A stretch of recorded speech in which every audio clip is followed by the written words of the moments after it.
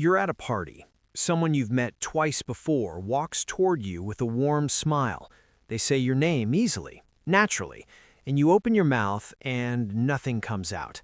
Just a pause that stretches too long, a polite laugh, a vague, "Hey, you," while your brain frantically searches a room that has suddenly gone completely empty. Or maybe it's a new colleague. You've had 3 conversations this week. You like them, they're kind. And still, every time you need to introduce them to someone else, your mind draws a blank. Not because you don't care, because something in you short-circuits right at the moment of recall. If you forget names easily, you've probably been told it means you're distracted, self-absorbed, or that you just don't try hard enough. But here's what most people don't see. Forgetting names is rarely about caring. It's almost never about respect. And the real reason has almost nothing to do with memory at all. Let me show you what's actually happening inside your brain.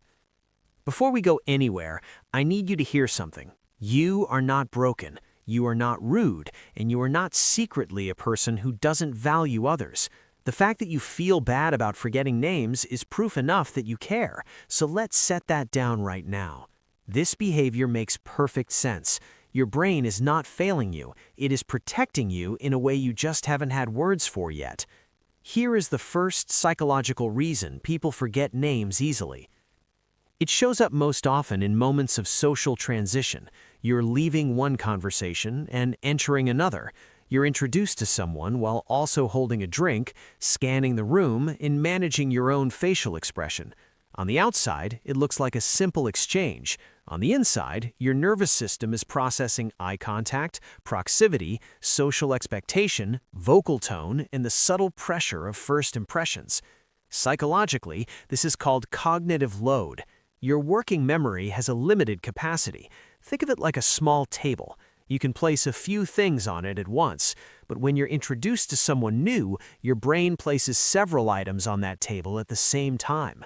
Their face, their handshake, their voice, your own name, the social script of "nice to meet you," and somewhere in that shuffle, the name itself gets dropped. Not because it wasn't important, because the table was full. Here's a relatable example. You meet someone at a crowded dinner. They tell you their name while the waiter is asking for your order. You hear it. You even repeat it back. 2 minutes later, it's gone. That's not a memory problem. That's an attention bottleneck. Your brain prioritized survival in a socially complex moment over storage of a single word, and that made perfect sense.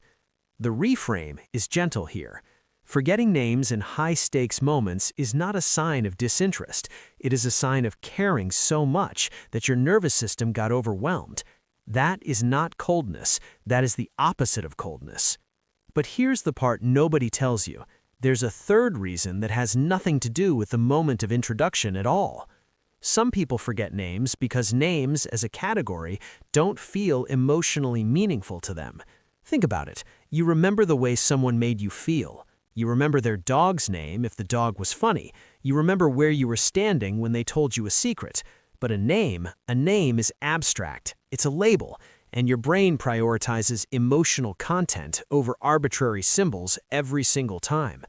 This is why you might forget a colleague's name for 6 months, but remember exactly how they helped you during a hard week. Your brain stored what mattered for survival and connection. The name was just the wrapper. You kept the gift, you just threw away the packaging. And this becomes even truer as you get older, not because your memory is declining, because your brain gets better at filtering. In your 20s, you might remember every name because you're still building social maps. In your 30s and 40s, your brain starts asking a quiet question before storing anything. Does this matter? If the name hasn't been attached to emotional significance yet, your brain lets it drift. That's not deterioration, that's efficiency. So the same behavior that felt like social anxiety at 25 feels like discernment at 40. You haven't changed, your brain just stopped pretending every name is equally important. Now let's go deeper, because the fourth reason is the one most people never consider. Forgetting names can actually be a form of emotional regulation. Think about what a name represents. A name is an invitation. It says, remember me, call on me, acknowledge me.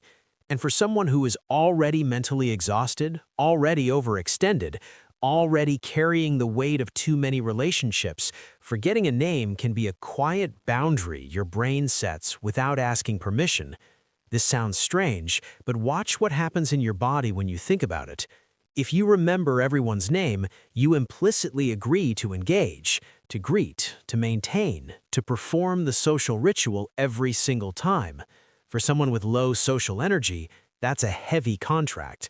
Your brain, trying to protect you from burnout, subtly loosens its grip on names, not because you're lazy, because your nervous system is choosing which social obligations to honor. This is the part that deserves real compassion. For many people, especially those who give a lot in relationships, who carry emotional responsibility for others, who rarely say no, forgetting names is not a flaw. It is the only form of rest your brain can sneak in. It's not cruelty, it's conservation. Think of it like this. A name is a doorbell, and if you live in a house where people are always knocking, eventually you stop hearing the bell. Not because you don't care who's outside, because your ears needed a break. Your brain is the same. It stops registering names, not out of disrespect, but out of exhaustion. And this is where the identity shift happens. Younger you might have felt ashamed, apologized excessively, made jokes about having a bad memory. Older you starts to notice something different. You forget names less often with people who feel safe. You remember easily when there's no pressure. You recall names in low-stakes environments without even trying. That tells you everything. It was never your memory, it was your context, your nervous system, your emotional bandwidth at the time. So the behavior doesn't disappear as you age, it just becomes more honest. You stop pretending you forgot. You start noticing who your brain remembers without effort and who it lets go. And that list tells you more about your energy, your limits, and your true social world than any memory trick ever could. Here is the emotional regulation reveal underneath all of this. Forgetting names regulates you in 3 quiet ways. First, it lowers the pressure of performance. When you don't remember a name, you can't be expected to lead the conversation. Second, it creates space. The pause where you search for a name is a pause where you are not required to give anything. Third, it returns control to you. In a world that constantly asks you to track, remember, and respond, forgetting a single name is a tiny rebellion, a moment where your brain says, I get to choose what matters. That feels like failure on the outside, but on the inside it feels like a blanket, like autopilot, like a familiar room where no one is demanding anything from you. Your brain forgets names not to embarrass you, it forgets to give you a break. So, here is where we land. You are not bad with names because you don't care. You forget because your brain is managing load, filtering noise, regulating exhaustion, and protecting your social energy. That is not a flaw, that is a function. The same mechanism that sometimes leaves you embarrassed is the same mechanism that keeps you from burning out in a world that asks too much of your attention. You don't need a system, you don't need to try harder, you don't need to apologize more. You just need to see it clearly. Your brain is not broken, it is working exactly as it should. It is choosing what to hold and what to release. And sometimes the name is just the thing it lets go so you can keep holding everything else.